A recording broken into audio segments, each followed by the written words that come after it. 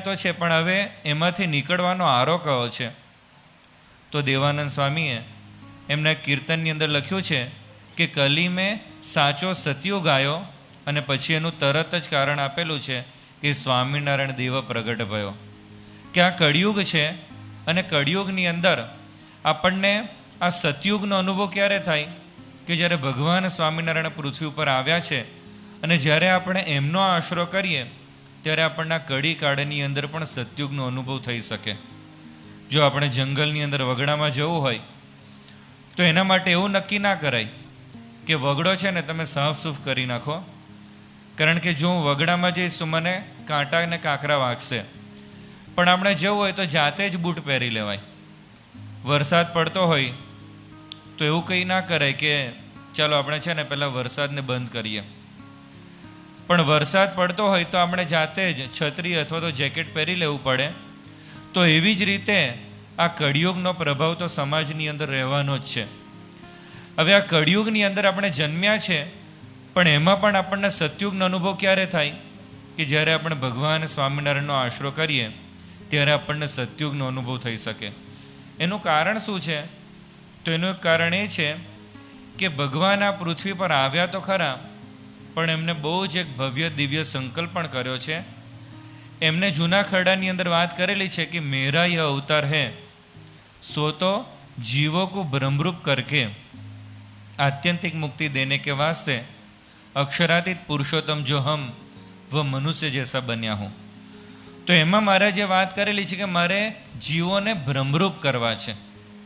હવે મહારાજે ભ્રમરૂપ કરવાની વાત કરી, પણ સાથે સાથે આ જે વિધાન છે એની અંદર એમને પોતાનો પરિચય પણ આપ્યો છે. એમણે એવી વાત ના કરી કે મારે ભ્રમરૂપ કરવા છે, પણ એમને વાત કરી કે અક્ષરાતીત પુરુષોત્તમ એવો જે હું એ આ સંકલ્પને સિદ્ધ કરવા માટે જ પૃથ્વી ઉપર આવ્યો છું. હવે મહારાજે પોતાનો પરિચય પુરુષોત્તમ તરીકે આપેલો છે. હવે આ પુરુષોત્તમ એટલે કે મહારાજ પૂર્ણ પુરુષોત્તમ નારાયણ હતા, એની પ્રતીતિ આપણને કેવી રીતે આવે? દાખલા તરીકે ન્યાયની અંદર એક લક્ષણ સંબંધી ચર્ચાઓ ઘણી બધી વખત કરવામાં આવે છે, અને એમાં એક ચર્ચા એવી કરવામાં આવેલી છે, એક બેઝિક જ્યાં આપણને ગતિ કરાવે ને કંઈક સમજી શકાય ને એના માટેની ચર્ચા છે. તો એમાં ચર્ચા એવી છે કે ગાયનું લક્ષણ શું છે? તો કે જેને શિંગડા હોય ને એને ગાય કહેવામાં આવે. તો કે એ છે ને યથાર્થ લક્ષણ ના થાય, કારણ કે શિંગડા તો બીજા કોને હોય? ભેંસોને પણ હોય ને. તો કે જે સફેદ કલરની હોય ને એને ગાય કહેવામાં આવે. તો જે કાબર ચિત્રી હોય એનું શું? તો કે તો પછી છે ને આપણે લક્ષણ એવું કરીએ કે સસનાદિ મત્વમ ઇતિ ગો લક્ષણમ, કે જેને ગોદડી હોય ને એને ગાય કહેવામાં આવે. તો કે એ બરાબર લક્ષણ થયું, કારણ કે જેટલા પણ પશુઓ છે એમાં બીજા કોઈ જ પશુને ગળાની અંદર ગોદડી નથી હોતી. તો આવી બધી ચર્ચા કરવામાં આવે છે. તો લક્ષણની વાત કરીએ છીએ. જ્યારે આપણે નાના હતા અને એ વખતે આપણા દાદા આપણને રાજાની વાત કહેતા હોય, અને પછી આપણે એમને પૂછ્યું હોય કે પણ રાજા કેવો હોય, તો દાદા આપણને વર્ણન કરે. એ જે વર્ણન કરે ને એને લક્ષણ કહેવામાં આવે. કે બહુ જ મોટો દરબાર હોય, એમાં મોટા સિંહાસન ઉપર જે વ્યક્તિ બેઠેલી હોય અને મુગટ પહેરેલો હોય, આજુબાજુમાં પેલા બધા ચામર ઢોળતા હોય, અમુક સૈનિકો આજુબાજુમાં ઊભેલા હોય, અને એ જે ફરમાન કરે એ આખા નગરની અંદર ચાલે. આ જે બધું વર્ણન કરવામાં આવે છે ને એ વર્ણન શું કહેવાય? કે રાજાનું લક્ષણ કર્યું કહેવાય. તો મહારાજે પોતાનો પરિચય એ પૂર્ણ પુરુષોત્તમ નારાયણ તરીકે આપ્યો, પણ એ પૂર્ણ પુરુષોત્તમ નારાયણનું લક્ષણ કયું છે? હવે આ જ પ્રશ્ન એ કુબેરસિંહ છડીદારે શ્રીજી મહારાજને અમદાવાદના 5મા વચનામૃતમાં પૂછ્યો છે. એમણે મહારાજને પૂછ્યું કે પુરુષોત્તમ નારાયણનું અસાધારણ લક્ષણ કયું છે? અને એની અંદર શ્રીજી મહારાજ 3 વાત કરે છે. મહારાજે વાત કરી કે અનેક જીવોના નાડી પ્રાણનો સંકેલો કરીને સમાધિ કરાવીને એ પહેલામાં પહેલું લક્ષણ છે, એટલે કે સમાધિ પ્રકરણ. ત્યાર પછી બીજી વાત એવી કરી કે લક્ષાવધિ મનુષ્યને નિયમનમાં રાખવા એ પણ પૂર્ણ પુરુષોત્તમ નારાયણનું લક્ષણ છે. અને ત્રીજી વાત કરી કે અક્ષરાધિક મુક્તોને નિયમનમાં રાખવા એ પુરુષોત્તમ નારાયણનું ત્રીજું લક્ષણ છે. તો આમાં પહેલી વાત આપણે સમજીએ તો મહારાજે વાત કરી કે અનેક જીવોનો નાડી પ્રાણનો સંકેલો કરીને સમાધિ કરાવી. હવે આ સમાધિ પ્રકરણ છે ને, તો સમાધિની અંદર 8 પગથિયાં આવે છે સમાધિ સુધી પહોંચવા માટે. યમ, નિયમ, આસન, પ્રાણાયામ, પ્રત્યાહાર, ધ્યાન, ધારણા અને સમાધિ. હવે આ એક એક પગથિયું કેટલું અઘરું છે. તો સૌથી પહેલું પગથિયું છે યમ. હવે યમ એટલે શું? તો જેટલા પણ બેઝિક ફંડામેન્ટલ જે માણસના ધર્મો હોય ને, જેના લીધે કોઈ પણ વ્યક્તિને માણસ તરીકે આપણે ઓળખાવીએ, એ બધી જ વસ્તુ તો યમમાં આવી જાય છે. કઈ કઈ વસ્તુ? તો કે સત્ય, અહિંસા, બ્રહ્મચર્ય. હવે આ બધી વસ્તુ કેવી છે કે જે બહુ જ બેઝિક છે. આપણે નાના હતા ને ત્યારથી આપણામાં આ બધી વસ્તુ પ્રોગ્રામ કરવામાં આવે છે કે બેટા આપણે ક્યારેય પણ ખોટું ના બોલાય, કે આપણે બ્રહ્મચર્યનું પાલન કરવું જોઈએ, અહિંસા રાખવી જોઈએ. હવે આ બધી વસ્તુ યમની અંદર આવે છે. હવે અત્યારે જમાનો બદલાય છે અને અત્યારે જો આ વ્યાખ્યા પ્રમાણે આપણે જો હોદવા જઈએ ને, તો મારા ખ્યાલથી આખી દુનિયામાં 10% લોકો જ આ માણસની વ્યાખ્યાની અંદર બંધ બેસે ને એવા બચ્યા. પણ આ યમની વાત આવે છે. ત્યાર પછી બીજી વાત છે કે નિયમ. નિયમ એટલે એક પગથિયું આગળ, કે જેની અંદર વ્રત, સ્વાધ્યાય, શૌચ આ બધા ગુણો હોય. વ્રત એટલે આજે ચાતુર્માસમાં આપણે વ્રત કરીએ છીએ, તો એવા એવા પ્રકારના જે વ્રતો કરતા હોય. સ્વાધ્યાય કે જે શાસ્ત્રોનું પઠન કરવાનું, પાઠન કરવાનું, આ બધી વસ્તુને નિયમની અંદર મૂકવામાં આવેલી છે. ત્યાર પછી ત્રીજી વસ્તુ છે કે આસન. 84 જુદા જુદા પ્રકારના આસનો છે. અત્યારે જે આપણે પલાઠી વાળીને બેઠા છે ને, એને સુખાસન કહેવાય છે. હવે આસન એ પગથિયું સિદ્ધ કર્યું ક્યારે કહેવાય? તો આ 84 જુદા જુદા પ્રકારના આસનો છે. દરેક આસનની અંદર 3 કલાક જ્યારે આપણે સ્થિર બેસી શકીએ ત્યારે આસન પગથિયું સિદ્ધ કર્યું કહેવાય. હવે સભા ચાલુ થઈ ત્યાર પછી અત્યારે અડધા કલાકની અંદર કેટલાય લોકો હતપત કરી નાખી હશે. બોલો, આપણે સુખાસનની અંદર બેઠેલા છે ને તોય આપણી આવી હાલત છે. હવે એની સામે 84 આસનો સૌથી સરળ આસન છે. બાકી તો અમુક કેવા છે? મયુરાસન છે. મયુરાસન એટલે આમ છે ને મયુરની જેમ મોર ઉભેલો હોય ને 2 પગ ઉપર, એવી રીતે 2 હાથ ઉપર ઊભા રહેવાનું.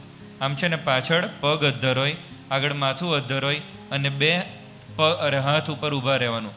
આવા જુદા જુદા 84 આસનો આપણે સિદ્ધ કરીએ ત્યારે આસન નામનું પગથિયું આપણે સિદ્ધ કરી શકીએ. આવા 8 પગથિયા સિદ્ધ કરીએ ત્યારે સમાધિ સુધી પહોંચાય. હવે એની સામે શ્રીજી મહારાજે કૃપા સમાધિ કરાવેલી. મહારાજે જે વાત કરી ને કે અનેક જીવોના નાડી પ્રાણનો સંકેલો કરીને સમાધિ કરાવી, તો મહારાજે કેટલા બધા મોટા પ્રમાણમાં સમાધિ કરાવેલી. મહારાજે અહીં આગળ સોરઠની અંદર જ સમાધિ પ્રકરણ ચલાવ્યું હતું અને એમાં આખી સભાને સમાધિ કરાવી દે. 20-25 જણાને સમાધિ કરાવી દે અને પછી એના સગા સંબંધી શોધવા માટે નીકળે કે મારા બાપુજી ક્યાં છે. તો મહારાજ કહે કે અમે શોધી નાખો કે કયા તમારા બાપુજી છે.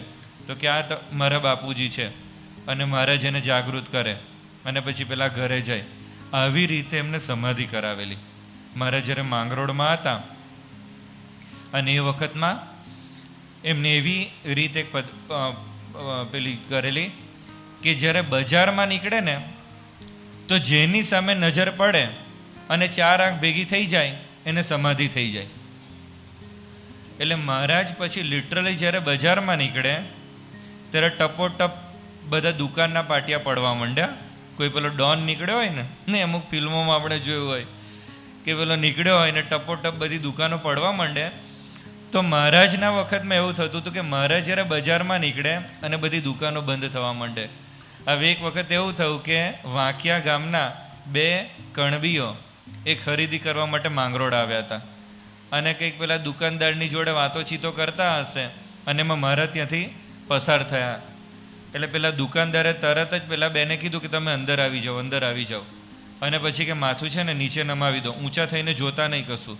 પહેલાં લોકોને આશ્ચર્ય થયું કે આ કેમ આવું કહે છે. અને પછી કીધું કે અત્યારે હું કહું ને એવું કરો. પછી મહારાજ થોડા આગળ નીકળ્યા અને પછી કીધું કે આ છે ને સ્વામિનારાયણ કરીને કોક છે અને સમાધિ કરાવી દે છે. હવે એ લોકોના મનમાં એવું હતું, જે લોકો સમાધિમાં છે એ લોકોને તો મજા આવતી હતી, પણ જે લોકો સમાધિમાં ના ગયા હોય એ લોકોને તો મનમાં એવું થાય કે આ કંઈક કોમામાં જતા રહે છે, કંઈક મૂર્છા આવી જાય છે આ કંઈક આમણ ટુમણ કરે છે. એટલે લોકો ગભરાતા હતા.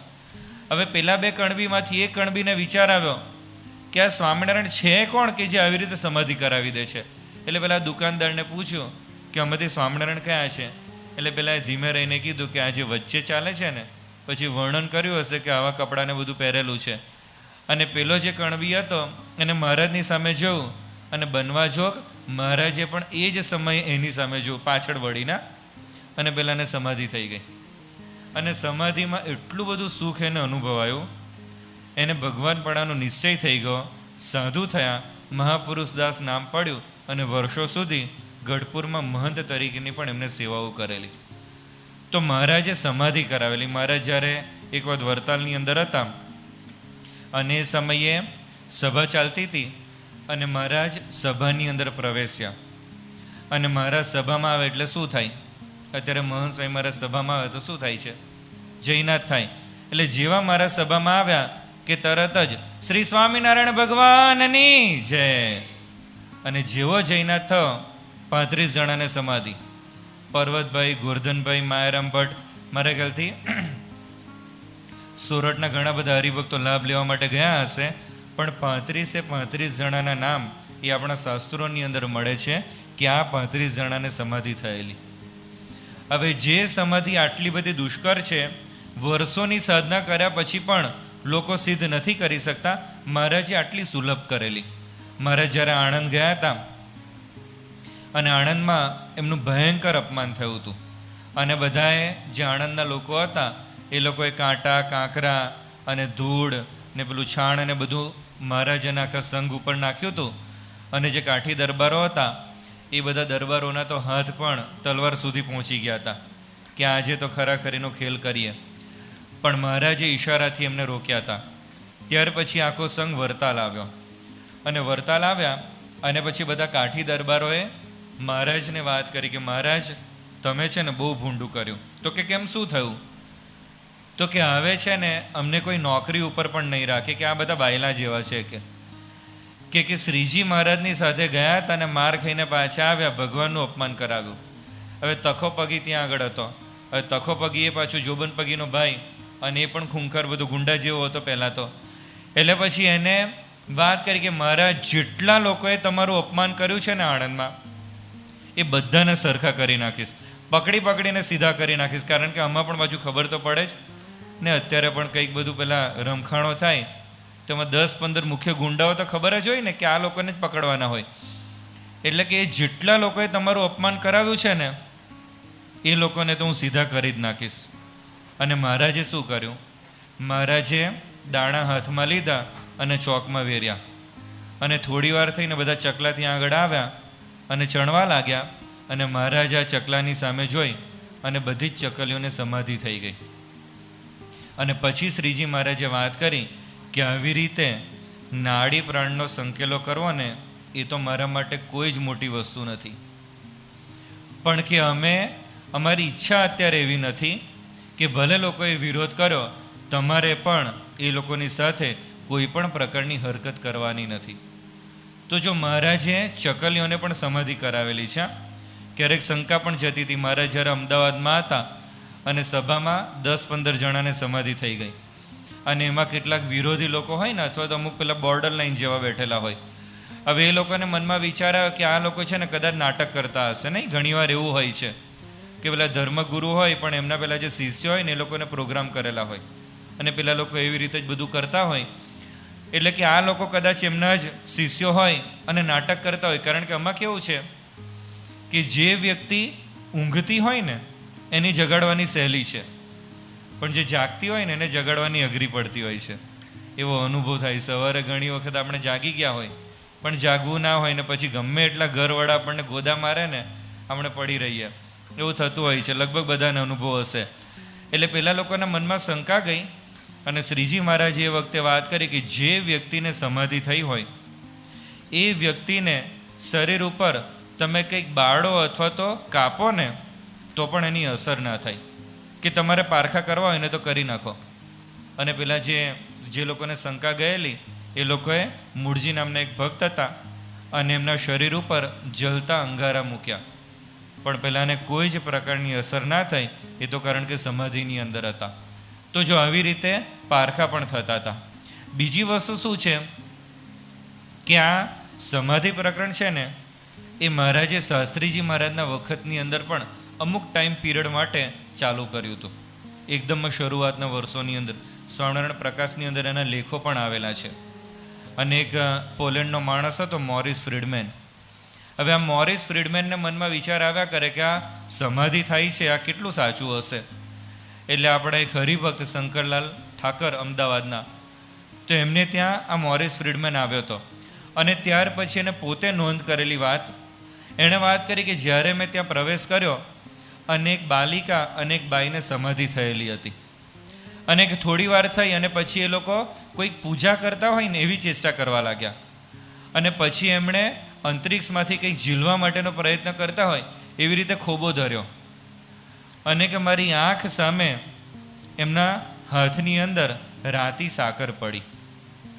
પછી કે 5 કલાક પછી એમના હાથની અંદર 5-6 બદામો પડી. કે એ લોકો જ્યારે સમાધિમાંથી જાગ્યા ત્યારે મેં એમને પૂછ્યું કે તમે સમાધિમાં શું જોયું. અને પછી એ લોકોએ જે પ્રમાણે વર્ણન કર્યું ને એ પ્રમાણે મને 100% પ્રતીતિ છે કે એ લોકોને ખરેખર સમાધિ થઈ હતી. કે એમણે શાસ્ત્રીજી મહારાજની વાત કરી કે શાસ્ત્રીજી મહારાજ એમને સમાધિમાં આવ્યા હતા. અને કે જુદા જુદા લોકોની અંદર, એટલે જે લોક હોય ને જુદા જુદા, ત્યાં આગળ અમારી યાત્રા કરાવેલી. તો એ જે વાત કરેલી એના ઉપરથી મને પ્રતીતિ આવે છે કે ખરેખર સમાધિ થઈ હતી. એણે એ પણ વાત કરી કે મને મનમાં થયું કે આ લોકો કંઈ યુક્તિ નથી કરતા ને, એટલે કે મૂર્તિ અને જે લોકોને સમાધિ થઈ હતી એના કપડાં પણ મેં તપાસ્યા, પણ કોઈ પ્રકારની યુક્તિ પ્રવૃત્તિ એમાં મને જોવા ના મળી.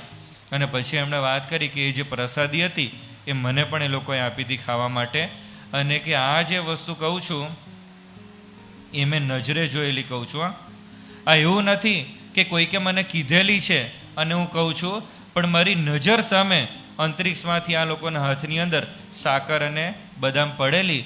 એટલા માટે કહું છું કે જે લોકોને પારખા કરવા હોય એ ત્યાં આગળ જાય તો 100% એ લોકોનો અનુભવ થશે કે આ સમાધિ સાચી હતી. તો જો સમાધિ પ્રકરણ શ્રીજી મહારાજે જે પુરુષોત્તમ નારાયણના અસાધારણ લક્ષણો કયા છે એમાં આ પહેલું લક્ષણ બતાવ્યું કે પુરુષોત્તમ નારાયણ હોય એ સમાધિ બીજાને કરાવી શકે.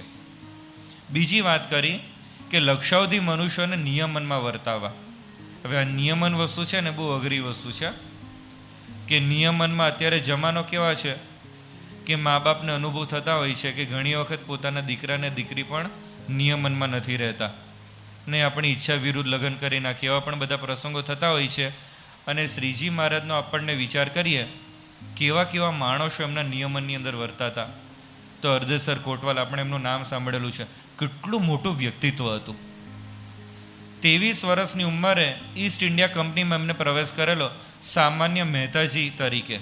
અને ત્યાર પછી અમીન, પ્રિન્સિપાલ, ન્યાયાધીશ, દિવાન, કમિશનર અને કોટવાલ સુધી પહોંચ્યા હતા. હવે કોટવાલ એટલે પોલીસ કમિશનર છે ને અત્યારે, લગભગ એવા ટાઈપની એમની પદવી હતી. અને એ વખતમાં સુરત એ ગુજરાતનું સૌથી વધારે વસ્તીવાળું શહેર ગણાતું હતું. હવે સૌથી વધારે વસ્તીવાળું પણ હતું, પણ સાથે સાથે સૌથી સુરક્ષિત પણ એ કહેવાતું. તો એનું કારણ શું હતું? તો કે આ જે અર્ધેસરભાઈ હતા એમણે જેટલા પણ બધા ગુંડાઓ અને બધા લૂંટારાને બધા હતા એ બધાને દામી દીધા હતા. 6.5 ફૂટની હાઈટ હતી અને 7 ભાષાઓ ઉપર પ્રભુત્વ હતું. અને જ્યારે ગાયકવાડને ખબર પડી કે આવી રીતે અર્ધેસર કોટવાલ છે એ બહુ જ પ્રભાવશાળી માણસ છે, એમણે અર્ધેસર કોટવાલને ઓફર કરેલી કે 5,000 રૂપિયા હું તમને દર મહિને આપીશ, તમે મારે ત્યાં નોકરી કરવા માટે વડોદરામાં આવી જાઓ. હવે 5,000 રૂપિયા એટલે એ વખતમાં સોનાનો ભાવ કેટલો હતો? 13 રૂપિયે તોલો હતું. 13 રૂપિયે તોલો સોનું હતું. અત્યારે કેટલો છે? 1 લાખે પહોંચી ગયો છે. હવે 13 રૂપિયે તોલો સોનું હોય અને એ વખતમાં 5,000નો પગાર એટલે કેટલું બધું કહેવાય. તો હવે આટલો બધો પગાર આપવા માટે તૈયાર હતા એ અર્ધેસર કોટવાલ. એ શ્રીજી મહારાજના સત્સંગી હતા. કુશળ કુંવરબા 500 ગામનું રજવાડું એમની પાસે હતું, ધરમપુર સ્ટેટ. અને એમનું રજવાડું ક્યાં સુધી હતું? તો અત્યારે જે આપણું દાદરમાં મંદિર છે ને મુંબઈની અંદર, હવે એની નજીકમાં બીજો એક વિસ્તાર છે મહિમ કરીને, છેક ત્યાં સુધી એમનું રજવાડું હતું. હવે અત્યારે જો એમની પાસે આ બધો વિસ્તાર હોત તો મારા ખ્યાલથી આખા વિશ્વના સૌથી પૈસાદાર માણસ એ ગણાતા હતા. આટલું બધું તો છેક મુંબઈ, અડધું પોણા ભાગનું મુંબઈ એમાં આવી જાય. હવે આટલું મોટું રજવાડું હતું. એ કુશળ કુંવર બા છે એ મહારાજને પોતાનું રજવાડું આપવા માટે તૈયાર થયા હતા અને મહારાજના અનન્ય ભક્ત હતા. કુંડળના હઠિયા પડઘર, આ પણ પાછું જુદા પ્રકારનું વ્યક્તિત્વ. એમને ગુસ્સો એટલો બધો હતો ને, અમુક લોકો એકદમ જ હાઈલી ઇન્ફ્લેમેબલ હોય છે, એમને તમે અડી ના શકો, તરત જ ભડાકો થાય, એવા ટાઈપના હતા. એક વખત રાત્રે લઘુ કરવા માટે ઉઠ્યા અને કંઈક અંધારામાં, એ વખતમાં સ્ટ્રીટ લાઇટ ને એવું તો કશું હોય નહીં, એટલે પછી ગાડું ભટકાયું. ગાડું ભટકાય એટલો બધો એમને ગુસ્સો આવ્યો, ગાડાને બટકું ભરી લીધું અને એમના દાંત તૂટી ગયા. હવે કેટલો બધો ગુસ્સો કહેવાય. આપણે એવું સાંભળ્યું છે કે કૂતરાને બટકું ભરી લે, નહીં અમુક વખત ગુસ્સો આવે ને એવા પ્રસંગો થયા છે. કૂતરાને બટકું ભરી લે. થોડા સમય પહેલાં આવ્યું હતું કે બિહારમાં એક પેલો સાપ હતો ને, નાગ કહે છે, સમાચારમાં તો એવું આવ્યું હતું. તો એક છોકરું છે ને, એને કંઈક નાગને બટકું ભરી લીધું અને પેલો નાગ મરી ગયો. કારણ કે પેલી એની જે ઝેરની ગ્રંથિ તો ગળામાં હોય, પાછળ કંઈક બટકું ભર્યો હશે. પણ આ જે હોથિયો પડઘર છે એ ગાડાને બટકું ભરી લે. આટલા બધા હાઈલી ઇન્ફ્લેમેબલ હતા. અને શ્રીજી મહારાજ એમને દીક્ષા આપી, નિર્માનંદ સ્વામી નામ પાડ્યું હતું. પછી બધા હરિભક્તો એમને પૂછે કે હવે તમને ગુસ્સો નથી આવતો? તો એ વાત કરે કે ગુસ્સો તો હોથિયો પડઘરને આવતો હતો, હવે તો આ નિર્માનંદ બની ગયા છે. તો જો આવા લોકો પણ એ શ્રીજી મહારાજ એમના આશ્રિત થઈને રહેતા હતા. માંગરોળમાં એક મેઘજી કરીને હતો, મેઘજી કંદોઈ. હવે આ જે મેઘજી કંદોઈ હતો ને, એ તંત્ર વિદ્યાના માર્ગે આગળ વધેલો હતો અને કેવી કેવી વિદ્યાઓ એને સિદ્ધ કરેલી. તો કે સમુદ્ર ઉપર ચાલે પણ પગ ભીના ના થાય. હવે પહેલાં તો ચાલવાનું જ અઘરું છે અને ચાલે તો પાછા પગ ભીના ના થાય, તો કેટલું અઘરું કહેવાય. અને કે અગ્નિની ઉપર આસન કરે અને છતાં પણ ઊણી આંચ ના આવે.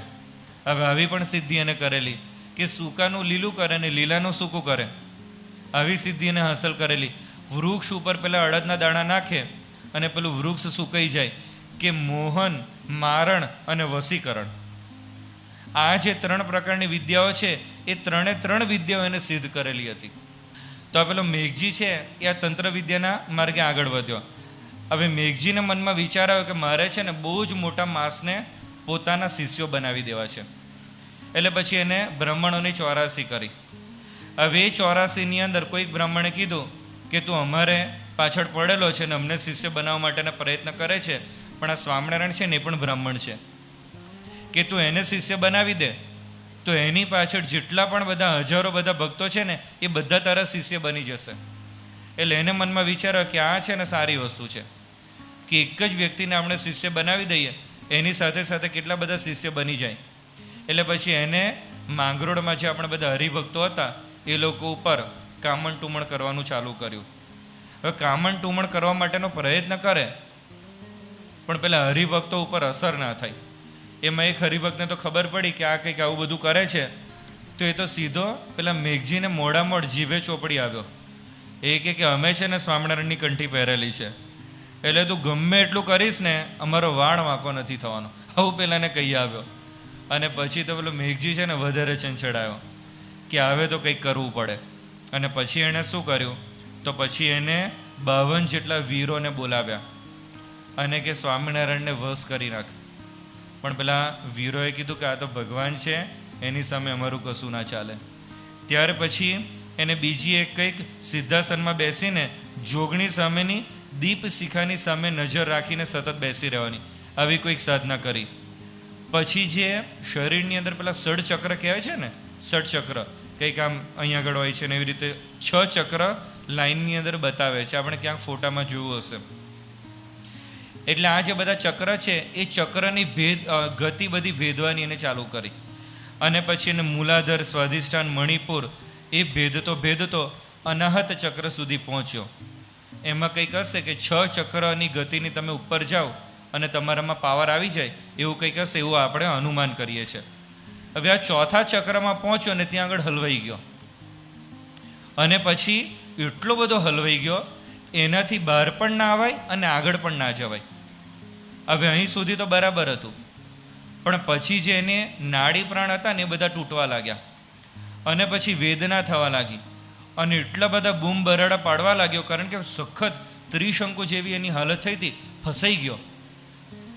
અને એના જે સગા સંબંધી હતા એ લોકોએ પછી શ્રીજી મહારાજને કહેવડાવ્યું કે તમે આમાં કંઈક કરો, આ તો જબરજસ્ત હલવાઈ ગયો છે. અને પછી મહારાજ એના ઘરે ગયા અને જમણો ચરણ છે એની છાતી ઉપર મૂક્યો અને પેલું મેઘજી છે એને જાણે વીજળીનો કરંટ લાગ્યો એમ ઝટકો લાગ્યો અને જેવો એ જાગ્રત થયો કે તરત જ શ્રીજી મહારાજના ચરણની અંદર પડી ગયો. તો જો લક્ષાવધિ મનુષ્યને નિયમનમાં વર્તાવવા, એક વખત વડોદરાની અંદર ગાયકવાડની જે કચેરી હતી દરબારમાં એક ચર્ચા નીકળી અને એમાં અમુક લોકોએ વાત કરી કે આ સ્વામિનારાયણ છે ને એ ખરેખર ભગવાન હોવા જોઈએ, કારણ કે એમના જે સત્સંગી સ્ત્રી પુરુષો છે એ જે પ્રકારે નિયમો પાડે છે, આજના જમાનામાં એવા પ્રકારના નિયમો પાડવા અઘરા છે.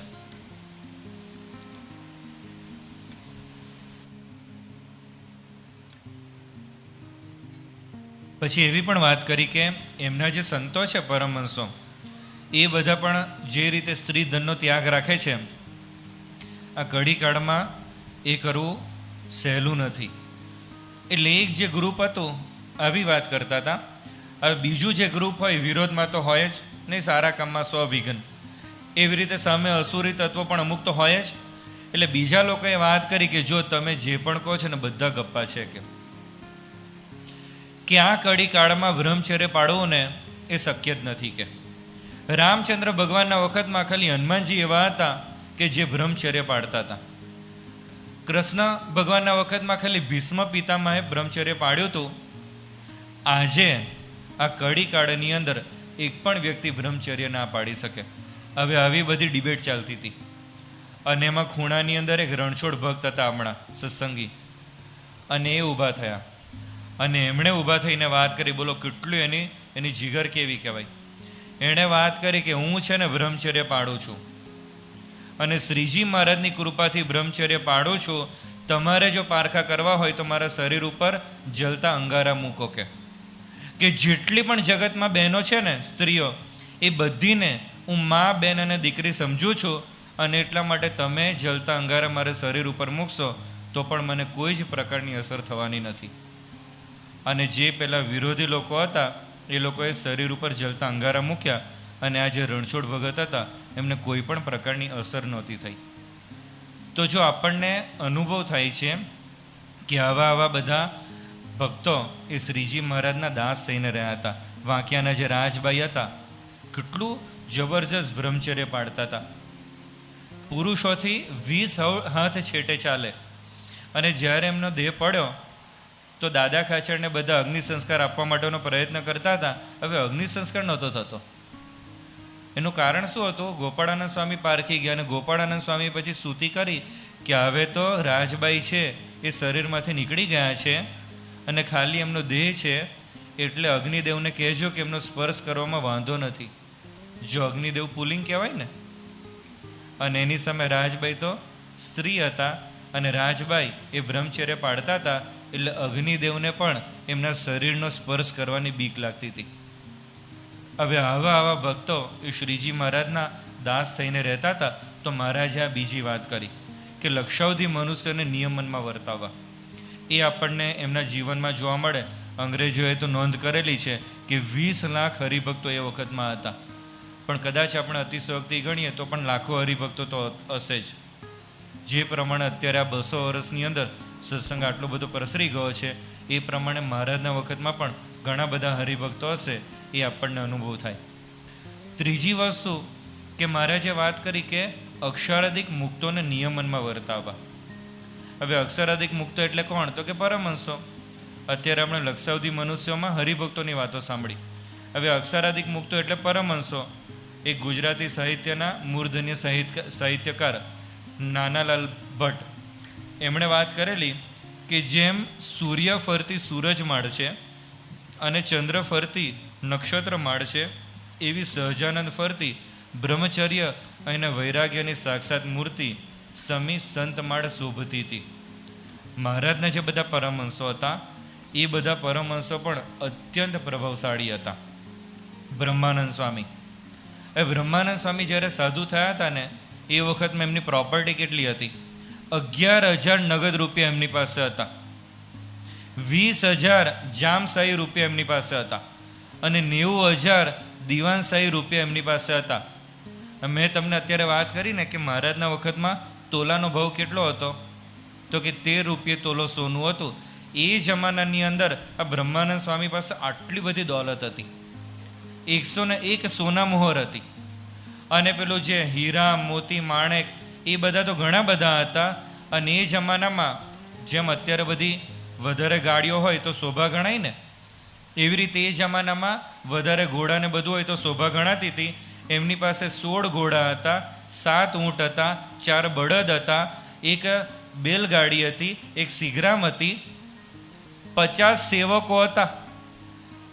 વિચારો, 50 સેવકો.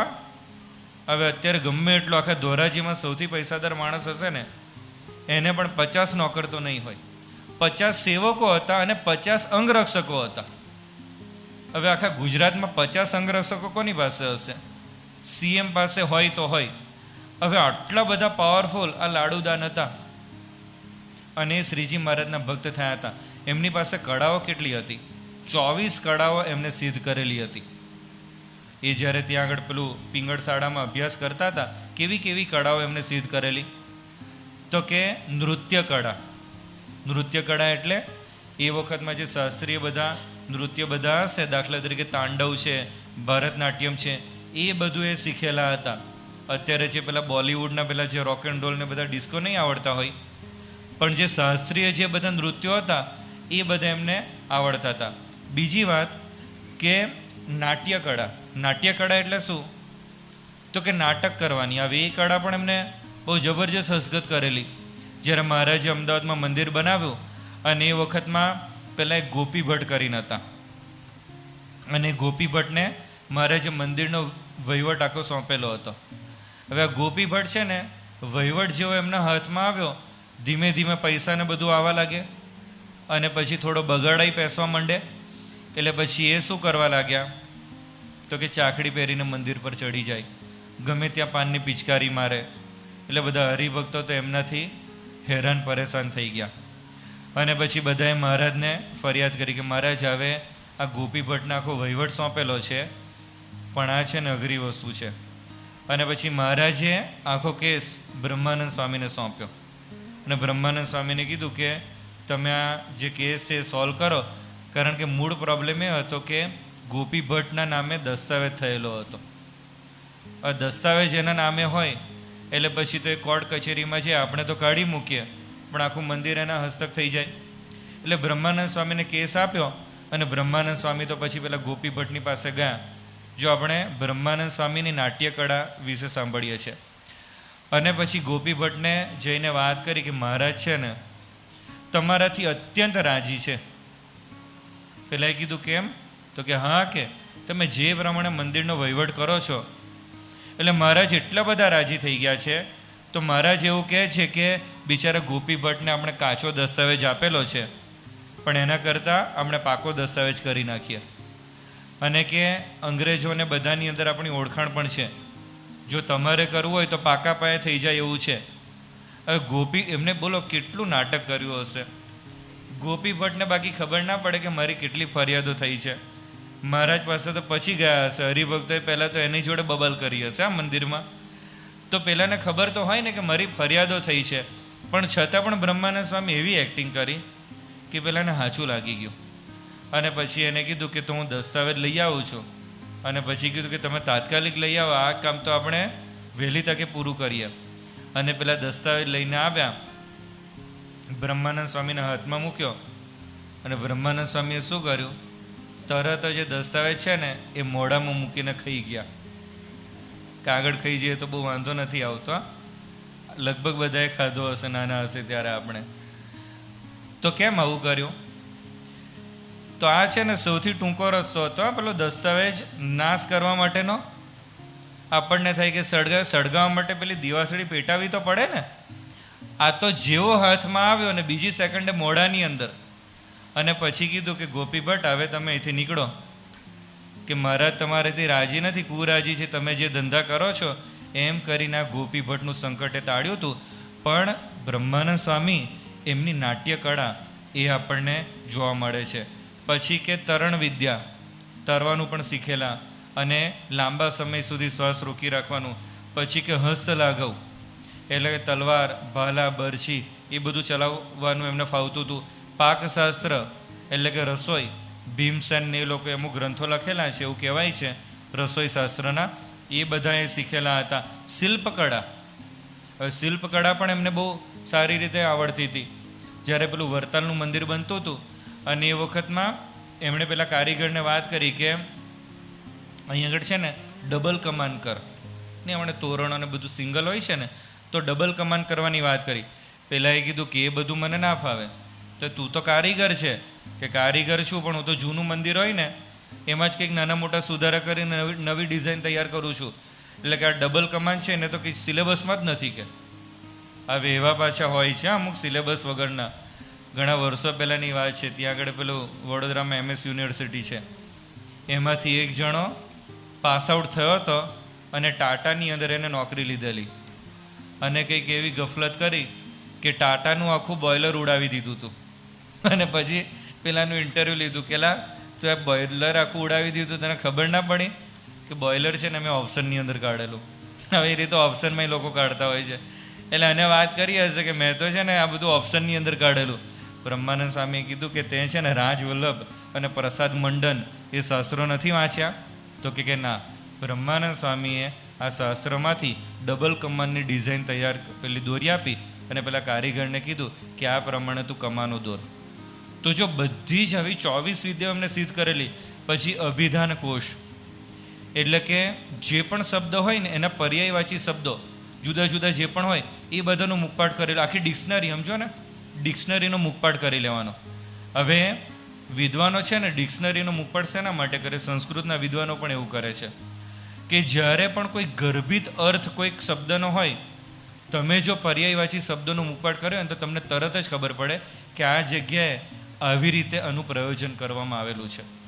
અને એમને મહારાજ માટે બ્રહ્માનંદ સ્વામીએ 1019 જુદા જુદા શબ્દનો પ્રયોગ કરેલો છે. તો 24 જેટલી કળાઓ એ બ્રહ્માનંદ સ્વામીએ હસ્તગત કરેલી. એક વખત એક જોધપુરના દેવીદાસ બ્રહ્મભટ્ટ એ બ્રહ્માનંદ સ્વામીની પાસે આવ્યા અને કીધું કે મારે છે ને તમારી જોડે અષ્ટાવધાન કળાનો પ્રયોગ કરવો છે, કે એની સ્પર્ધા કરવી છે.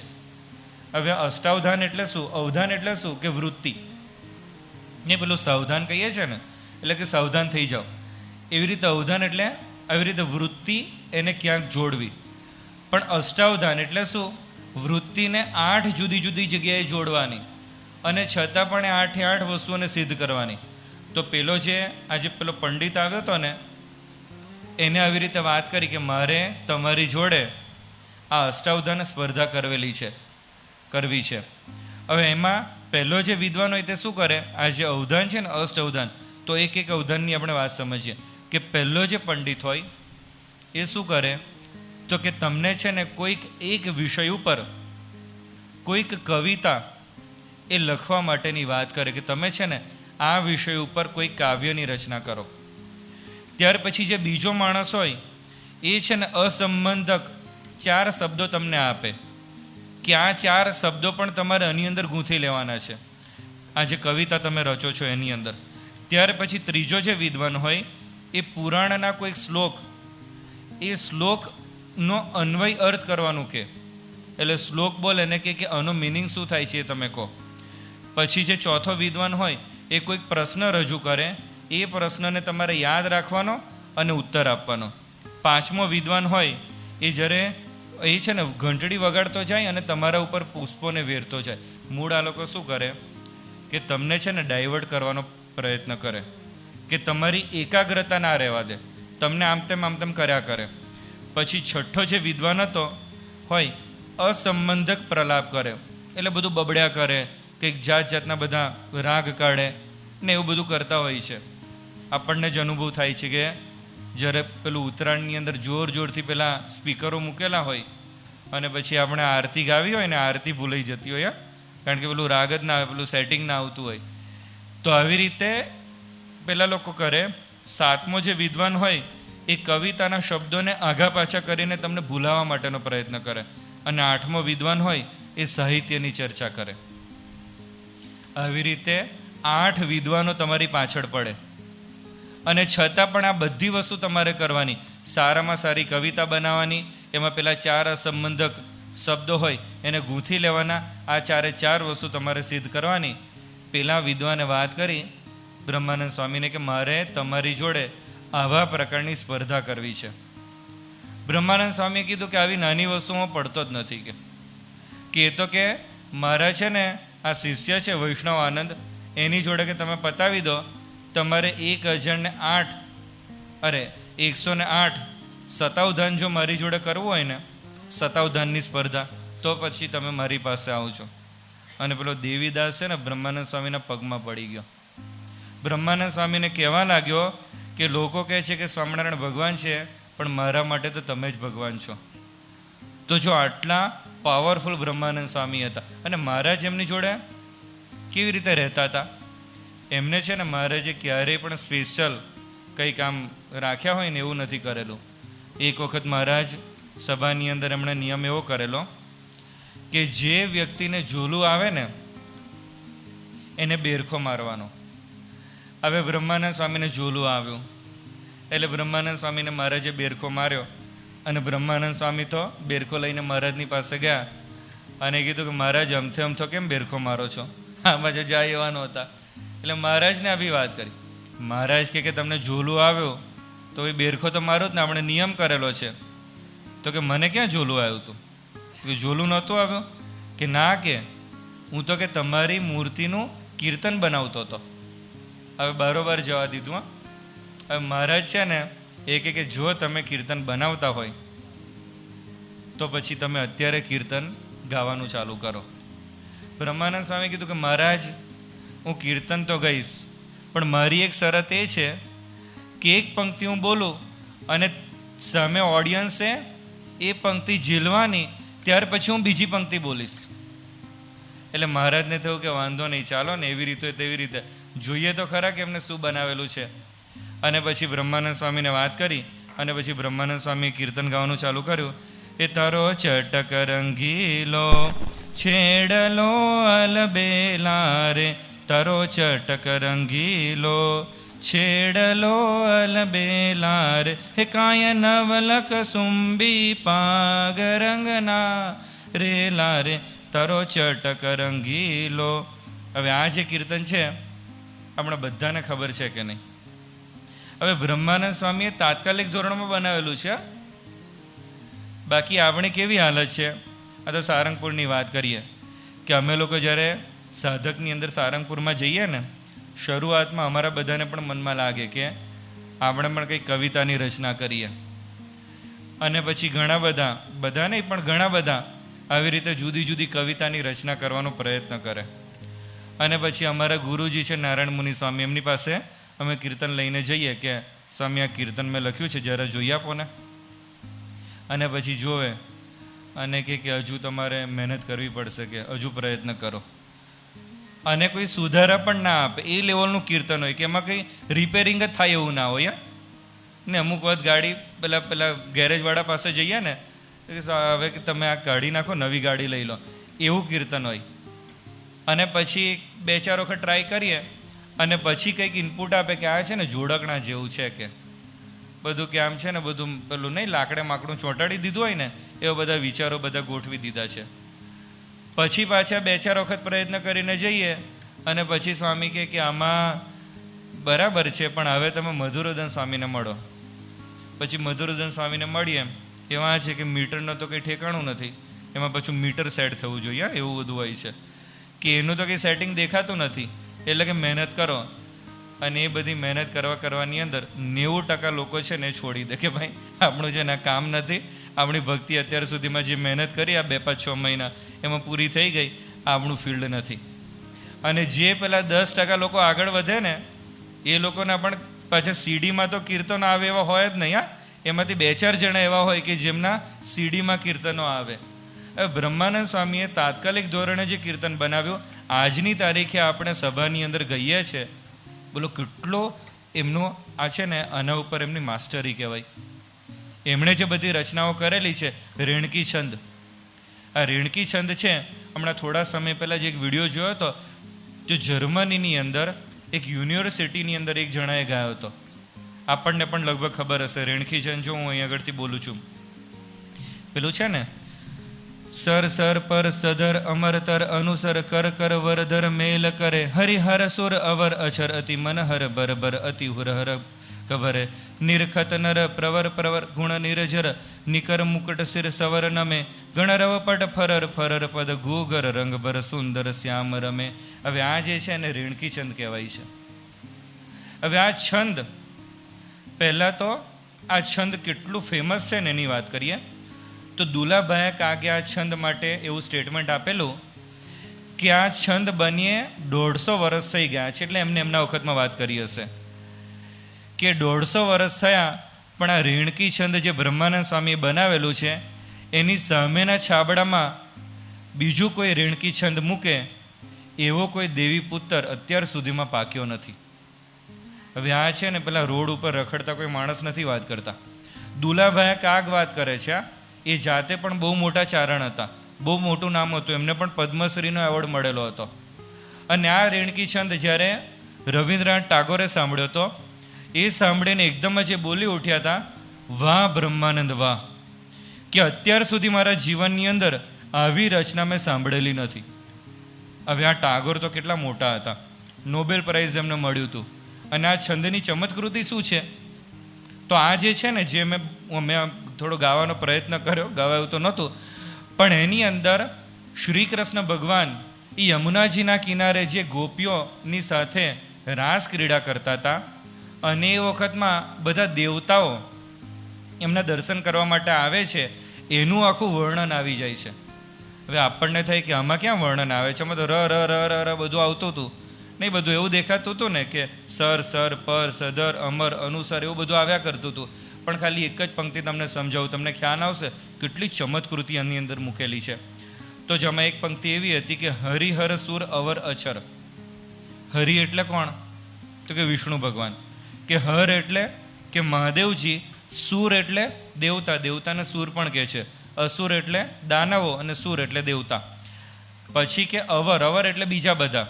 એટલે આગળ પેલા વિષ્ણુ ભગવાનને મહેશ આવી ગયા, એટલે અવરમાં બ્રહ્માજીને લઈ લે, એટલે બ્રહ્મા વિષ્ણુ મહેશ.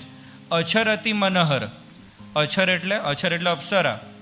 એટલે કે અક્ષર અતિ મનહર એટલે કે મનને હરે એવી અપ્સરાઓ ભર ભર અતિ ઉર હરખ ધરે, એટલે કે ઉરની અંદર અત્યંત હરખને ભરે છે. બોલો મિનિંગફુલ છે ને. હવે આવું આખું છંદ છે. આ તો મેં ખાલી 4 જ પંક્તિ આગળથી ગાઈ, પણ આખું વર્ણન છે. પણ એની અંદર એવી ચમત્કૃતિ છે કે આજની તારીખે પણ આ રેણકી છંદ છે એને અજોડ ગણવામાં આવે છે, કે અત્યારે પણ એવા પ્રકારની રચના એ કોઈના દ્વારા થતી નથી. એમને એક વખત અધરોષ્ટ પ્રબંધ દોહો બનાવ્યો હતો.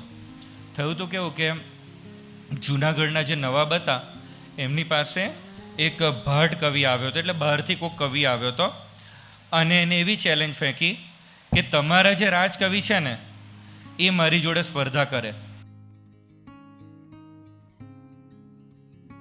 અને એ જો મને સ્પર્ધાની અંદર હરાવે તો પછી હું અહીંથી વિદાય થઈ જઈશ, પણ જો સ્પર્ધાની અંદર જીતી જાઉં તો તમારે મને ભેટ સોગાદો આપવાની.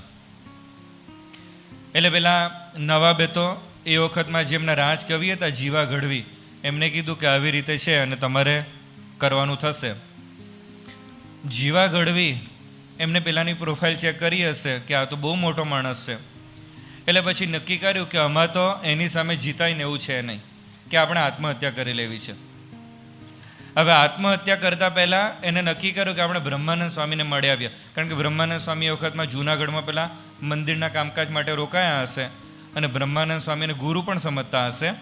એટલે બ્રહ્માનંદ સ્વામી પાસે ગયા અને વાત કરી કે મારે આત્મહત્યા કરવી છે.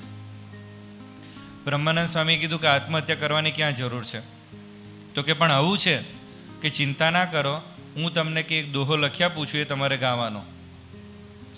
અને કે તમારે ગાવાનો ને એમાં પેલો હારી જશે. કે એવું કેવી રીતે બને કે એ દોહો છે ને તમારે બે હોઠની વચ્ચે સોય ઊભી રાખીને ગાવાનો છે.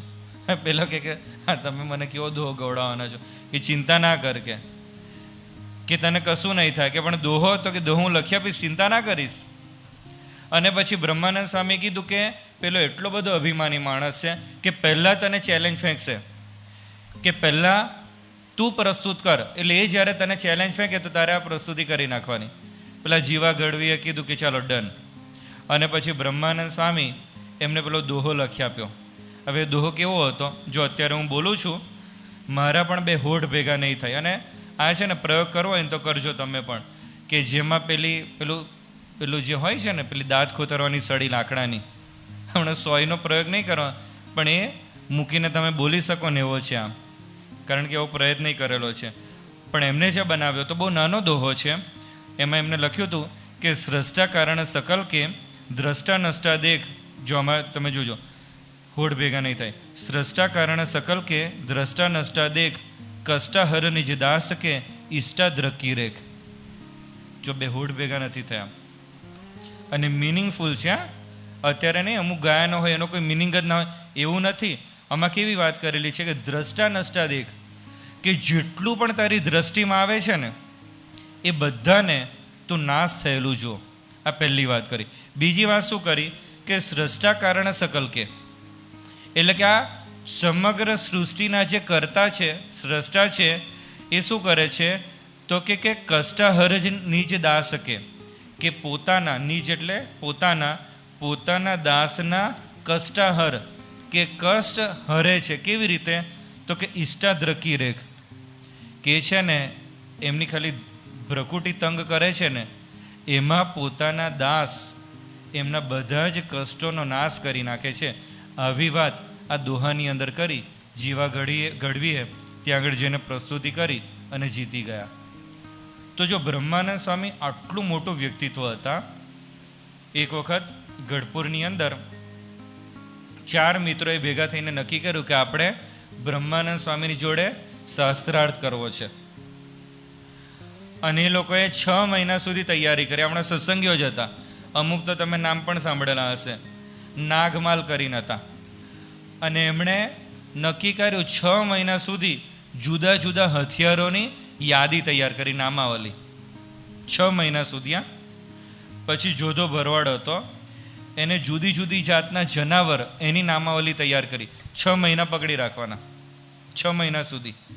ઉકા ખાચરે જુદા જુદા ધાન્યોની નામાવલી તૈયાર કરી, એટલે આ બધું બાજરો અને જુવાર ને બધું આવે. અને નાગજણ રાવલ હતા, એને વાજિંત્રોની નામાવલી તૈયાર કરી. આ બધું હાર્મોનિયમ ને તબલા ને બધું આવે છે ને, એટલે બધી યાદી તૈયાર કરી. અને પછી મહારાજને વાત કરી કે અમારે બ્રહ્માનંદ સ્વામીની જોડે ચર્ચા કરવી છે. એટલે કીધું કે સારું, વાંધો નહીં. હવે આ લોકોએ તો 6 મહિનાની તૈયારી કરેલી. અને પહેલાં લોકોએ પૂછ્યું, પહેલાં એ પૂછ્યું કે ભાઈ જુદી જુદી જાતના કેટલા હથિયારો છે, નામાવલી આપો. બ્રહ્માનંદ સ્વામીએ તરત જ કીધું કે ધાર, અણીને ધૂબકો, કે આમાં બધા તમારા હથિયારો આવી ગયા. તો કે એટલે તો કે જેટલા પણ હથિયારો છે ને એ કાં તો ધારવાળા છે, કાં અણીવાળા છે, કાં તો ધૂબકાવાળા છે. ધારવાળા એટલે તલવાર, એ ધારવાળી હોય. પછી કે અણીવાળા એટલે ભાલા નહીં સામે મારે. અને કે ધૂબકા એટલે ગદા. કે જેટલા પણ હથિયારો છે એ બધા જ આ 3ની અંદર આવી ગયા. પેલા એ કીધું કે સાચી વાત છે, કે આ મારી આખી નામાવલી બધી ફેલ કરી નાખી. કે પછી બીજાએ પૂછ્યું કે જનાવર, તો કે નોર, ખરી ને ડાબલો. નોર એટલે નખવાળા, બધા વાઘ સિંહ બધા નખવાળા હોય. ખરી એટલે ગાય વગેરે, ને ડાબલો એટલે ઘોડાને બધા. પેલા એ કીધું કે બરાબર છે, આની બહારનું તો કશું જ નથી. પછી તો કે ધાન્ય, તો કે સિંગ, સરાડીને પોપટો. અને કે વાજિંત્ર, કે ઘા, વા ને ઘસરકો, કે જેટલા પણ હોય તો ઘા થતો હોય, વા એટલે વાંસળીને બધામાં નહીં, અને ઘસરકો પેલા જે સરોદને બધા હોય છે ને એમાં ઘસરકા થતા હોય. કે આની અંદર બધું આવી ગયું. પેલા બધાએ કાનની બૂટ પકડી ગયા, તમે ખરેખર પંડિત છો. હવે આટલા મોટા બ્રહ્માનંદ સ્વામી હતા, પણ મૂળભૂત આપણે મહિમા કોનો સમજીએ છીએ? મહારાજનો સમજીએ છીએ. કે મહારાજના નિયમનમાં રહેતા હતા. આ એમની વિશેષતા હતી. કે એક વખત મહારાજ જ્યારે ગઢપુરમાં હતા અને મહારાજ જુદા જુદા પ્રકરણો ફેરવે. એમાં એક પ્રકરણ એમને એવું ફેરવ્યું કે કોઈએ મારા દર્શન કરવા માટે નહીં આવવાનું. હવે આ કેવું પ્રકરણ? અને કોઈએ દર્શન કરવા નહીં આવવાનું. હવે બ્રહ્માનંદ સ્વામી પહોંચી ગયા ગઢપુર. હવે પાછા આજ્ઞાપાલક તો હતા, એટલે પછી દાદા ખાચરની જ વાડી સુધી પહોંચ્યા. અને પેલો જે હતો ખેડૂત બધું કંઈક કરતો હતો, પેલું કોસ આંકતો હતો અને પાણી સીંચતો હતો. બ્રહ્માનંદ સ્વામી કીધું કે મહારાજને જઈને કહો કે બ્રહ્માનંદ સ્વામી આવ્યા છે અને તમારા દર્શન કરવા છે. એટલે ખેડૂત મહારાજની પાસે જાય છે અને મહારાજને કહે છે કે સાહેબ, મહારાજ બ્રહ્માનંદ સ્વામી આવ્યા છે, વાડીએ છે, અને તમે કહેતા હોય તો તમારા દર્શન કરવા માટે આવે. મહારાજે કીધું કે એમને કોને બોલાવ્યા હતા? કે એમના કપડાં ખેંચી અને એમને ધક્કા મારી મારીને કાઢી મૂકો. હવે આ તો પેનલ્ટી આપ્યા નહીં, અમુક વાત નેગેટિવ માર્કિંગ હોય છે. તમે અટેમ્પ ના કરો ને તો વાંધો નહીં, પણ તમે અટેમ્પ કરો તો માઇનસ થાય, -1 થાય. સાચો જવાબ આપો તો 2 માર્ક મળે, અને જો ખોટો જવાબ આપો ને તો -1 થાય, એવું હોય છે. એટલે આ તો પેનલ્ટી મળી. એટલે પેલો ખેડૂત આવ્યો અને ખેડૂતે કીધેલું બ્રહ્માનંદ સ્વામીને કે હું જઉં છું, પણ તમારે કોર્સ ચાલુ રાખવાનો. અને બ્રહ્માનંદ સ્વામી તો ખબર નહીં શું કર્યું, આખી વાડીમાં પાણી પાઈ દીધું. હા, પેલો અડધો પોણો કલાક ગયો હશે, આપણે સમજીએ કે કલાક સમજો ને, એમાં આખી વાડીને પાણી પાઈ દીધું. એટલે પહેલાં તો આવીને જો કે આ તો કેટલા જબરજસ્ત સાધુ છે. અને પછી બ્રહ્માનંદ સ્વામી કીધું કે મહારાજે શું કીધું? કે કહેવાય એવું નથી. કે અરે કહેતો ખરો કે અરે પણ કહેવાય એવું નથી. પછી કે જો એ ભગવાન છે, તું કે શું કીધેલું છે? તો કે એમને તો મને કીધું કે તમારા કપડાં ખેંચીને તમને ધક્કા મારીને કાઢી મૂકવાના. તો બ્રહ્માનંદ સ્વામી કે રાહ શેની જોવે છે? કર. કે કેવી રીતે કરે? અરે ભગવાન છે, એમની આજ્ઞા પાડી લે. અને પછી ધક્કા મૂકી કરીને બહાર કાઢ્યા. અને પછી બ્રહ્માનંદ સ્વામીએ કીર્તન લખ્યું. હા, જો કેવું કીર્તન લખ્યું! અને એમને પેલા ખેડૂતને કીર્તન આપ્યું અને કીધું કે તમે છે ને મહારાજને જઈને આ કીર્તન સંભળાવો.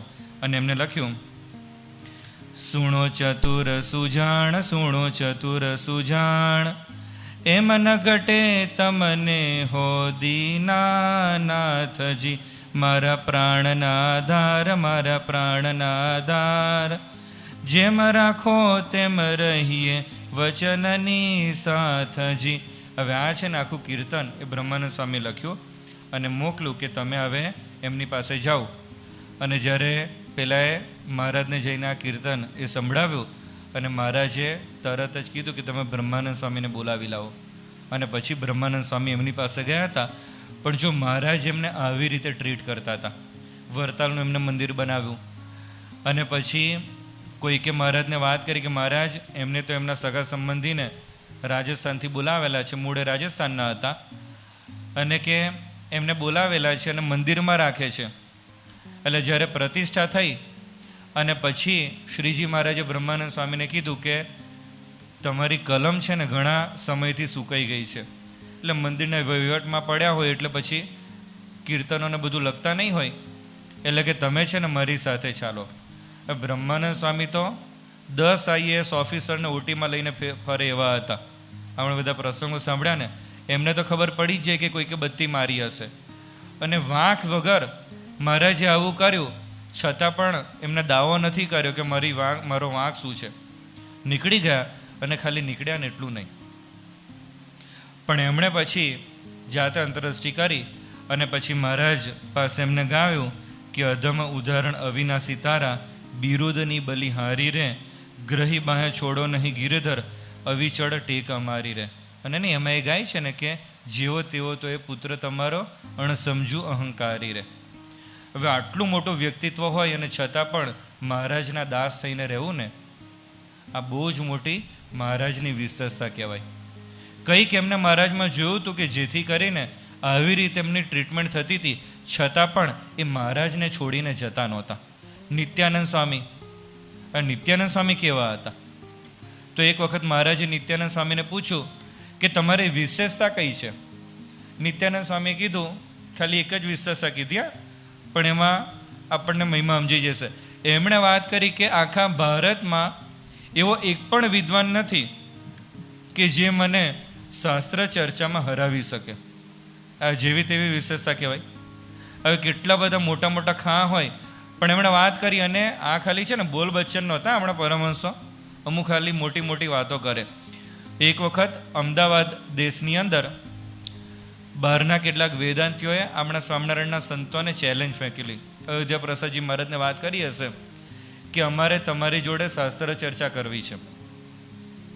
હા તો પાડી દીધી, પણ પછી ખબર પડી કે આ તો અઘરી વસ્તુ છે. અને પેલા બધા સંતોએ વાત કરી કે આમાં નિત્યાનંદ સ્વામીને બોલાવવા પડશે. પેલા લોકોના મનમાં એવું હતું કે નિત્યાનંદ સ્વામી વરતાલ દેશમાં છે એટલે શાસ્ત્ર ચર્ચા કરવા માટે આવશે નહીં, કારણ કે એ વખતમાં તો દેશ વિભાગના લેખ થઈ ગયા હતા.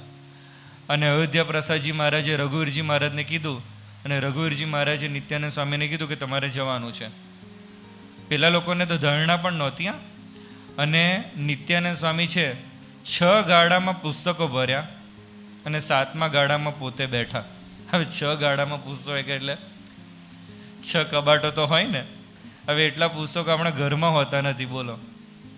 એટલાના તો પૂઠાઈ આપણે નથી જોતા હોતા આખા જીવનમાં. હવે આ બ્રહ્માનંદ સ્વામી આટલા બધા પુસ્તક લઈને જતા હોય તો પુસ્તકોમાં શું લખેલું છે ખબર તો હશે ને, વાંચ્યા તો હશે ને. અરે નિત્યાનંદ સ્વામી તો એ લઈને ત્યાં ગયા, અને ત્યાં પહોંચ્યા, અને પેલા જે બધા વિદ્વાનો હતા સામે પક્ષના, પ્રતિપક્ષવાળા, એ લોકોએ જેવા નિત્યાનંદ સ્વામીને જોયા એ લોકોના મોતિયા મરી ગયા કે સસ્તા મારને કા સામાન ઇકટ્ઠા કિયા થા और सामने शेर आके खड़ा हो गया. કે સસલું મારવા માટેની તૈયારી કરેલી. હવે સસલું મારવા માટે શું કરાય? પેલા એનએસજી કમાન્ડોને એમાં ઉતારાય કે ચાલો અમે તો એનએસજી કમાન્ડોને બોલાવવા પડશે કે ઘરમાં સસલું પેસી ગયું છે. અરે તો લાકડી બહુ થઈ ગઈ, પણ સિંહને લાકડીથી મરાય?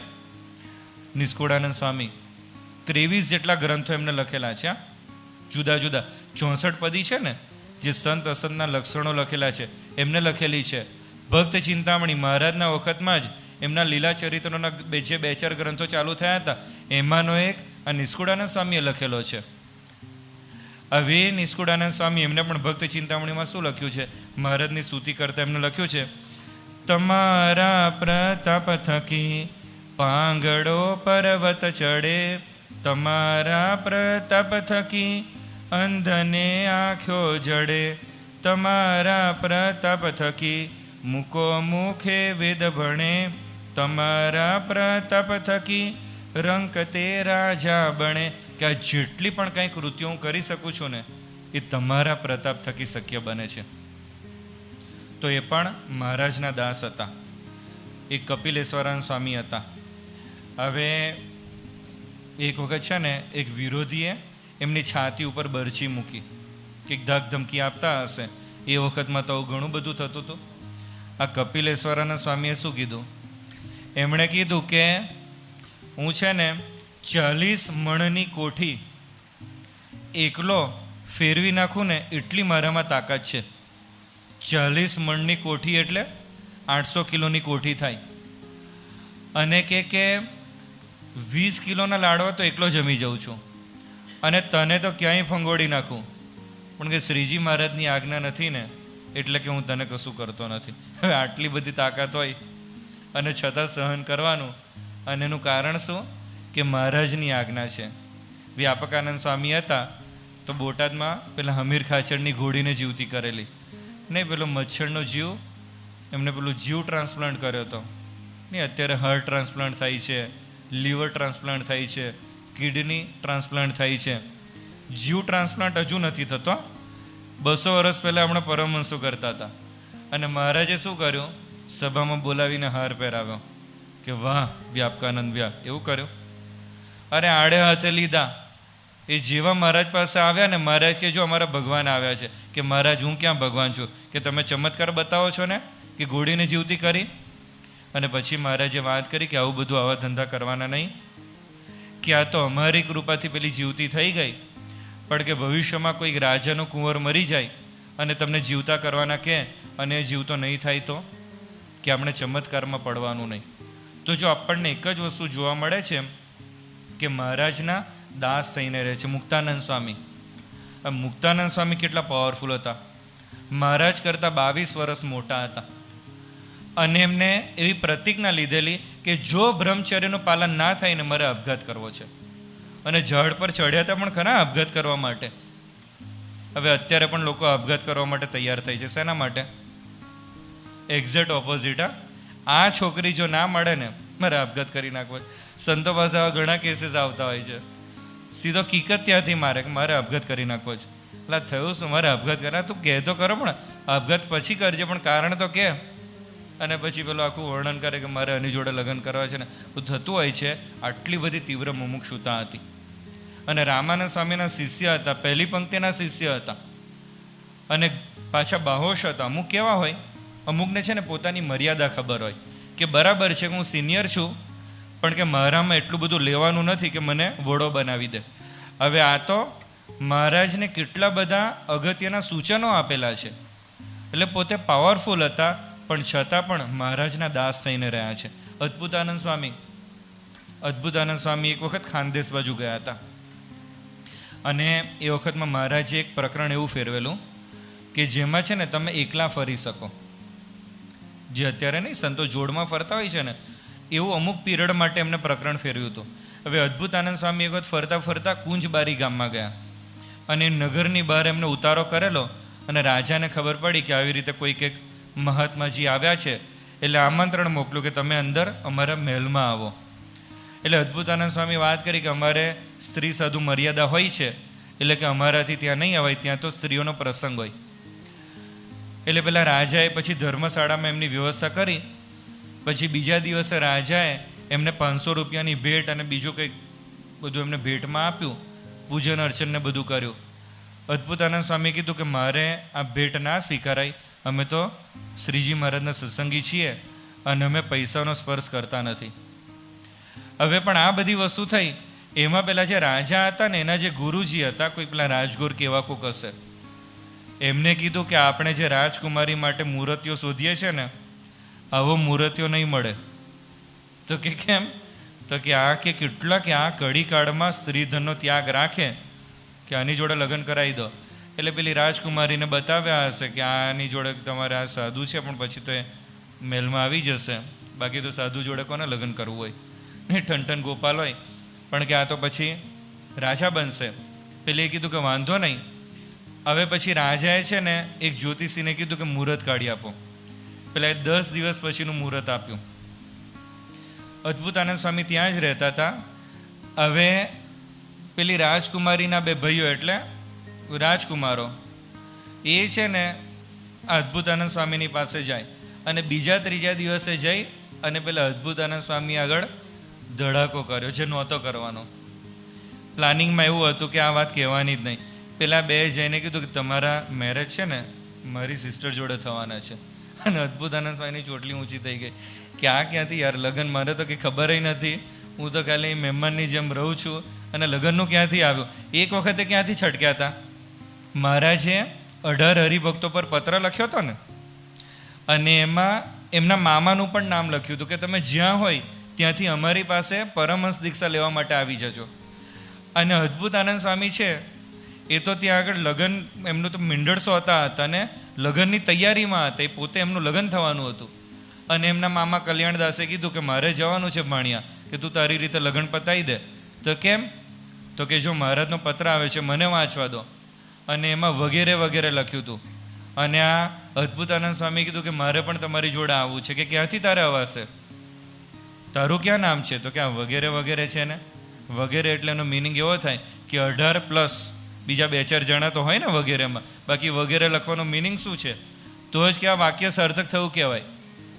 એટલે પછી અદ્ભુતાનંદ સ્વામી કે માંડ માંડ ત્યાં પેલું મીંઢળસો તો નીકળ્યો હતો, અને આ ક્યાં ફસાઈ ગયો. અને પછી તો પાછા રાજાએ શું કર્યું, તો 2 સૈનિકોને મૂક્યા હતા એમની ચોકીમાં કે આ ભાગી ના જાય. એ પછી એમને સ્ટ્રાઇક થઈ કે આ 2 એમને મારી આજુબાજુમાં નથી ફરતા. અને પેલા સૈનિકો જ્યારે રાત્રે ઊંઘી ગયા, અને રાત્રે 3 વાગે અદ્ભુતાનંદ સ્વામી છે ઉઠીને ભાગ્યા, અને ભાગ્યા એક નદીની કોતરમાં જઈને હંતાઈ ગયા. અને પછી તો બીજા દિવસે બધી દોડાદોડી થઈ હશે, બધા ઘોડેસવારોને બધાને મોકલ્યા, અને અદ્ભુતાનંદ સ્વામી ત્યાંથી નીકળ્યા અને મેથી ગામમાં ગયા. જો હવે કેવું થાય છે. મેથી ગામમાં ગયા, અને ત્યાં આગળ એક મહાત્માજી અતિ તેમનું નામ હતું, એમને અદ્ભુતાનંદ સ્વામીને જોયા. અને કે આ તો બહુ સારા મહાત્મા લાગે છે. અને એ પાછી એમની 2 દીકરીઓ માટે કોઈક મૂર્તિઓ હોતા હતા. એટલે પછી કે આ તો કે આપણે દીકરીઓને એમની જોડે ફિટ કરી દઈએ.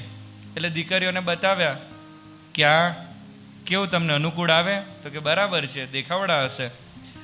અને પછી એમને પેલો પત્ર મોકલ્યો અને કહેવડાવ્યું કે 60,000 રૂપિયાની જે મારી બચત છે એ તમને અર્પણ કરીએ છીએ. આ જગ્યાની મહાનતાઈ તમને આપીએ છીએ અને આ 2 દીકરીઓ છે એ તમને આપીએ છીએ. તમે અહીંયા આગળ જ રોકાઈ જાઓ. અદ્ભુતાનંદ સ્વામી કે માંડ છટકીને અહીં આગળ પાછું થયું. અને પછી કીધું કે મારા ઉતારે જરા હું જઈ આવું, કે મારે વાંધો નથી, પણ ખાલી હું એક આંટો મારી આવું. એમ કહીને અદ્ભુતાનંદ સ્વામી જે ભાગ્યા તો મહારાજની પાસે આવી ગયા. પણ જો અક્ષરાધિક મુક્તોને નિયમનમાં વર્તાવા ને એ અઘરું છે. અત્યારે પણ તમે જુઓ કે કોઈક પાવરફુલ માણસ હોય અને થોડું પણ મન દુઃખ થાય ને, નહીં પાર્ટી ચેન્જ કરી નાખતા હોય છે, એવું બધું થતું હોય છે. અને અત્યારે આપણે જોઈએ તો ઘણીવાર ઘરવાળા પણ આપણા નિયમનમાં નથી રહેતા, દીકરા દીકરીઓ નિયમનમાં નથી રહેતા. એની સામે આટલા મોટા વ્યક્તિત્વો એ નિયમનમાં રહેતા હતા. અને કેવી રીતે? તો મહારાજે છે ને એમને કંઈ પંપાડીને નહોતા રાખ્યા, એમણે 114 પ્રકરણો ફેરવેલા. એ પ્રકરણો એટલે વસ્તુ શું છે? તો મહારાજ છે ને અમુક ટાઈમ માટે અમુક નિયમો આપતા હતા. અમુક 6 મહિના ચાલે, અમુક વર્ષો સુધી ચાલે, અને અમુક નિયમો એવા હતા કે જે 1-2 દિવસ સુધી ચાલ્યા હોય. પણ એવા 114 જેટલા જુદા જુદા નિયમો હતા. એમાં કેવા નિયમો હતા? તો કે જ્યાં તમને માન મળે ને ત્યાંથી નીકળી જવાનું, કે જ્યાં તમને સારી ભિક્ષા મળે ને ત્યાંથી નીકળી જવાનું. પછી કે એક નિયમ તો એવો આપેલો કે મનને ગમે ને એ નહીં આપવાનું. હવે આ તો કેટલું અઘરું કે તમે જમવા માટે બેઠા અને ખીચડી ખાવાનું મન થયું, ખીચડી નહીં ખાવાની. કે તમને આજે ઈચ્છા થઈ કે અહીં આગળ ફરવા માટે જવું છે, નહીં જવાનું. હવે આપણે મનને ગમે ને લગભગ એ જ બધી વસ્તુ કરીએ છીએ. હવે મનને ગમે એ નહીં આપવાનું. એનો મિનિંગ શું? કે આપણે જેટલી પણ વસ્તુથી આનંદમાં રહીએ છીએ ને, એક પણ વસ્તુ કરવાની નહીં. કેટલું અઘરું આ નિયમ કહેવાય. અવન નિયમ આપેલો.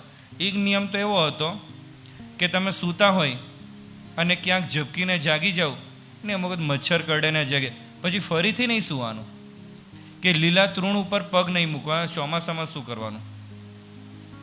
ભૂત પ્રેત કે પેલો ચોર કે વાઘ સિંહ એ તમને દેખાય તો કે બીવાનું નહીં. હવે બીવાનું આપણા હાથમાં છે કે બીવાનું નહીં? હવે બીવાનું આપણા હાથમાં ઓછું છે. પણ મહારાજે આવા બધા નિયમો આપેલા. એની વચ્ચે આ પરમહંસો રહ્યા હતા. મહંત સ્વામી મહારાજે એક વખત મનન આપેલું કે મહારાજ જાતે તો મજાકમાં કહેતા હતા કે જાતે શ્રીખંડપુરી જમતા હતા અને પરમહંસોને ખટ રસના ત્યાગનો નિયમ આપેલો. મહારાજે વચનામૃતમાં, હવે વચનામૃતમાં તો ઓડિયન્સમાં કોણ બેઠા હતા? તો નિત્યાનંદ સ્વામી, મુક્તાનંદ સ્વામી, ગોપાળાનંદ સ્વામી એ બધા બેઠા હતા. પણ તમે વચનામૃતનો ખાલી અભ્યાસ કરજો કે મહારાજ એ લોકોને પણ ઠપકો આપેલો છે. એમની આમ મર્યાદા જાળવેલી હોય ને એવું નથી. મહારાજે ઘણી વખત આવી બધી વાતો કરેલી છે કે તમને તો દિશ જ ના ચડી. હવે ઓડિયન્સની અંદર બ્રહ્માનંદ સ્વામીને આ બધા બેઠેલા હોય અને કે તમને ખબર જ ના પડી કઈ દિશામાં વાતો ચાલે છે. આવી બધી વાતો કરેલી છે. અને છતાં પણ એ લોકોએ મહારાજને પકડી રાખેલા. તો મહારાજમાં એમને કંઈક તો જોયું હોય ને. જો ભગવાનપણાનો નિશ્ચય જો ના હોય ને તો કોઈ રીતે મહારાજની પાસે રહેવાય ને એવું હતું નહીં. 3000માંથી 800 પરમહંસોને વિરોધી લોકોએ ધામમાં પહોંચાડી દીધા હતા. એનો મિનિંગ કે પેલા 2200 પણ સેફ તો નહીં હોય ને. સીધી જ વસ્તુ છે ને કે મહારાજના દર્શન કરીને જ્યારે ગઢપુરથી નીકળતા હશે, પાછા મહારાજના દર્શન ભેગા થશે કે નહીં એનો ભરોસો નહીં. હવે આટલી બધી વિપરીતતાની વચ્ચે પણ પરમહંસો એ મહારાજના દાસ થઈને રહ્યા હતા. આ એમનું પુરુષોત્તમપણું હતું. તો મહારાજે આવી રીતે બધું ઐશ્વર્ય બતાવ્યું હતું. અને છેલ્લે આપણે જોઈએ તો અક્ષરાતીત પુરુષોત્તમ મહારાજે એવો પ્રયોગ કરેલો છે કે અક્ષરાતીત પુરુષોત્તમ કે આ બધા જ પરમહંસો હતા. પેખો પરમહંસો 500 પણ ગુણાતીત તો એક. કે આ બધા હતા પણ એના કરતાં પણ ઉપરના કોણ હતા? તો કે ગુણાતીતાનંદ સ્વામી હતા. એ તો સાક્ષાત અક્ષરબ્રહ્મ હતા. આ બધા પરમહંસો અક્ષરબ્રહ્મ તો હતા નહીં, પણ એમના કરતાં પણ મહારાજનો સાચો પરિચય કયો છે? તો આ 3 જે લક્ષણો આપણે જોયા એ તો એમનો પરિચય છે, પણ યથાર્થ પરિચય નથી. એમનો યથાર્થ પરિચય તો એ છે અક્ષરાતીત પુરુષોત્તમ, કે અક્ષર કરતાં પણ પર એવા પુરુષોત્તમ. તો એવા શ્રીજી મહારાજે આવા ભવ્ય સંકલ્પ કરેલો છે કે મારે બધાને ભ્રમરૂપ કરવા છે.